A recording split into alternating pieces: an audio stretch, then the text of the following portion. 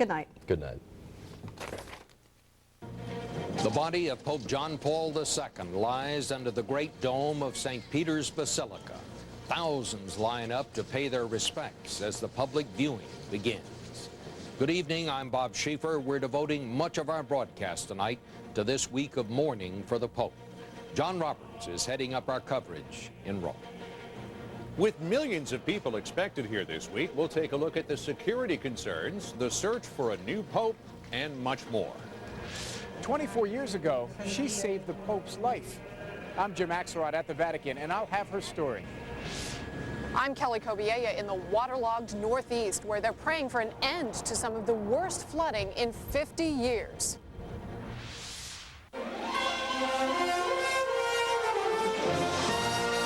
This is the CBS Evening News, with Bob Schieffer reporting from CBS News headquarters in New York.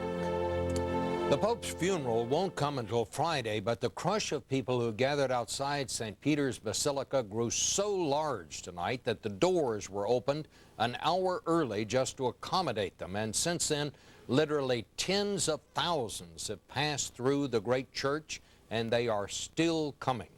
We have a team of correspondents in Rome tonight. We're going to go first to John Roberts. John?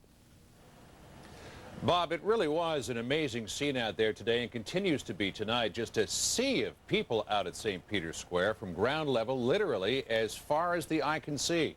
And the word that we got from everyone that we talked to was they just had to be there. Pope John Paul II began his final journey today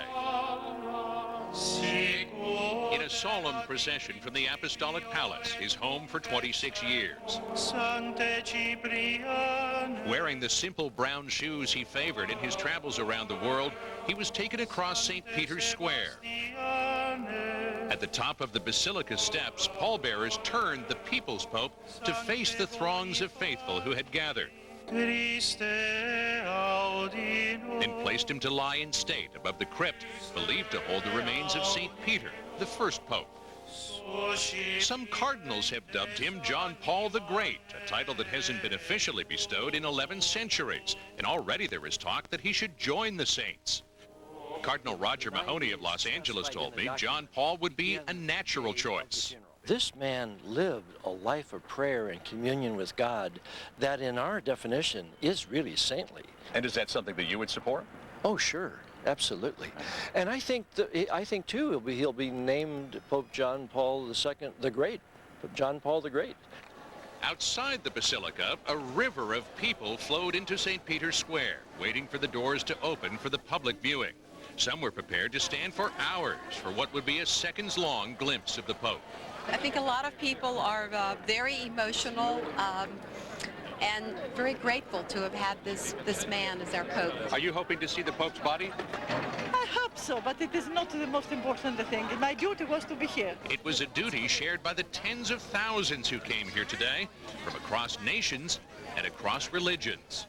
The Pope left no instructions for his burial, ending speculation he would ask to be taken back to his native Poland. After his funeral Friday, he will be interred in the Vatican Grotto, in a tomb left vacant when John the 23rd became a candidate for saint and was moved. An omen, some say, of big things to come. Friday's funeral will attract a record number of pilgrims to Rome, as many as 2 million, and dignitaries from around the world will also come.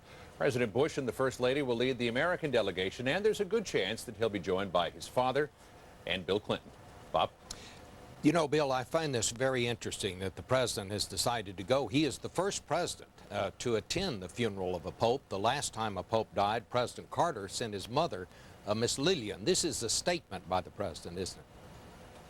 Oh, absolutely. This is a president who met with the Pope 3 times. It's a person who has his own spirituality, his own take on religion, and appreciates both the Pope's spirituality and the work that the Pope did to try to foster global peace, Bob.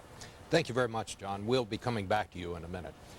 Certainly, if any city can handle visitors, it is Rome. But even the mayor, Walter Veltroni, seemed awed by the numbers they're talking about now. He called it a moment without precedent.